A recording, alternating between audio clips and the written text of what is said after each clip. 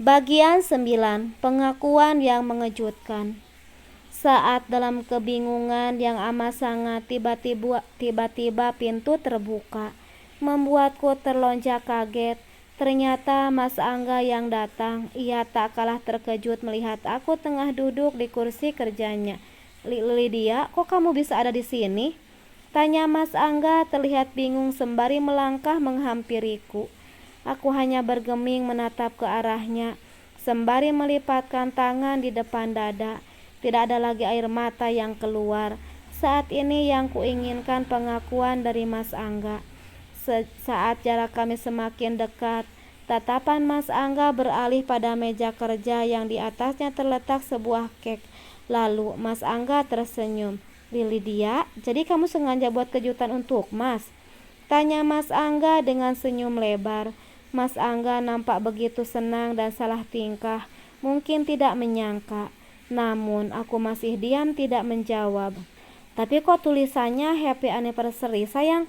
Tanya Mas Angga heran begitu memperhatikan tulisan yang tertera di atas kek.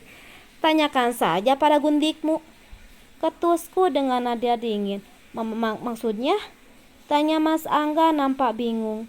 Entah pura-pura bodoh atau bodoh sungguhan.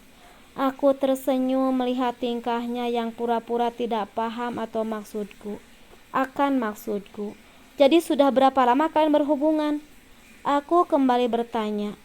Mas Angga nampak mengerutkan dahi seperti orang yang tengah bingung. Apa maksudnya Mas gak ngerti? Ucap Mas Angga. Berhentilah pura-pura bodoh Mas. Aku sudah tahu semuanya, tegasku. Lydia, Mas benar-benar gak ngerti. Mas Angga masih tetap bersikeras pura-pura tidak mengerti, membuatku berdecak sebal. Jadi Mas tidak mau ngaku? Tandasku terus mendesaknya. Apa yang mesti Mas akuin? Pintar sekali lelaki ini bersandiwara. Kenapa tidak jadi artis saja kalau pintar berakting? Jangan kamu pikir aku bodoh Mas. Aku sudah tahu semuanya tentang hubungan Mas dan Mona. Ucapku menahan geram. Mas Angga terkekeh, mungkin merasa lucu dengan ucapanku. Sayang, jadi kamu cemburu karena Mas menjalin hubungan kerjasama dengan Mona?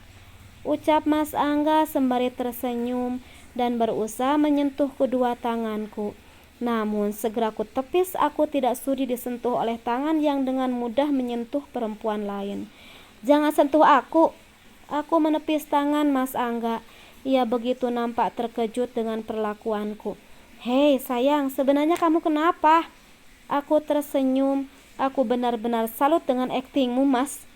Ucapku sembari bertepuk tangan. Sudah setahun pun kamu masih bersikeras tidak mau mengakuinya. Aku tersenyum sinis menatap ke arah Mas Angga. Aku sengaja datang pagi-pagi ke sini karena ingin melihat laporan keuangan KP ini. Tapi ada sesuatu yang lain membuatku lebih terkejut, ucapku. Lydia, jadi kamu tidak percaya sama Mas? Hingga kamu ingin memeriksa laporan keuangan?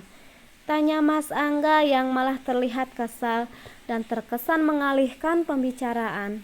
Tadinya aku sangat percaya, sekarang enggak setelah mendengar pengakuan gundikmu. Mas lihat kek itu. Aku menunjuk kek yang didekorasi ucapan selamat tersebut. Itu Mona yang bawa. Mungkin tadi saat aku datang dia kira itu adalah kamu. Tega kamu Mas menodai kepercayaanku. Benar-benar gak nyangka kalau Mas telah mengkhianati pernikahan kita. Ucapku sekuat hati menahan agar air mata ini tidak luruh. Tetapi nyatanya aku hanyalah wanita biasa. Mataku mulai berkaca-kaca. Dengan kasar aku segera menghapusnya. Lydia, Mas bisa jelaskan semuanya. Kini wajah Mas Angga mulai nampak panik. Tidak ada lagi sandiwara. Jadi sudah sejauh apa hubungan kalian Mas? Ucapku berusaha tenang. Mas Angga bergeming dan melangkah mendekatiku. Mungkin ia ingin melakukan hal yang sama saat aku marah. Ia akan memeluk dan menenangkanku dalam dekapannya. Kemudian aku akan merasa tenang. Tetapi kali ini tentunya tidak akan lagi sama aku tidak sudi. Berhenti, jangan mendekat. Aku tidak sudi disentuh laki-laki penzina. Ucapku lantang. Tidak peduli ia akan merasakan sakit atas ucapanku. Lydia, tenanglah, Mas bisa jelaskan semuanya. Apalagi yang ingin kamu jelaskan Mas? Sekalipun kamu mengakuinya semuanya tidak lagi sama. Aku melemah. Mas Angga nampak terduduk lemas di hadapanku. Maafkan Mas Lid, Mas dan Mona tidak berzina karena kami sudah menikah secara agama, ucap Mas Angga. Allahu Akbar. Tubuhku bergetar hebat mendengar pengakuan dari bibir Mas Angga. Apa dia bilang mereka sudah menikah? Apa? Mas menikah? Tanyaku tidak percaya. Mas Angga nampak mengangguk lemah. Rasanya aku benar-benar tidak percaya dengan semua ini. Teganya kamu mengkhianatiku. Mas, apa kurangnya selama ini?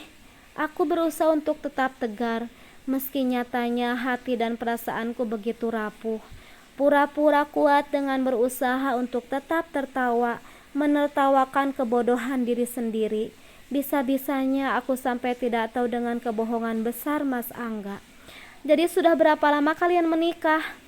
Tanyaku berusaha untuk tetap tenang. Mas Angga bergeming. Jawab Mas, bentakku yang sejak tadi menahan geram. 3 bulan yang lalu, jawab Mas Angga tertunduk. Seketika bahuku terkulai lemas dan tungkai kaki seperti tak kuasa menopang tubuh ini.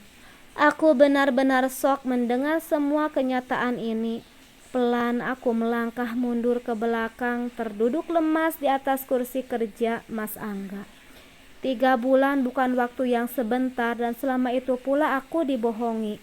Lydia, ucap Mas Angga panik saat melihatku terduduk lemas.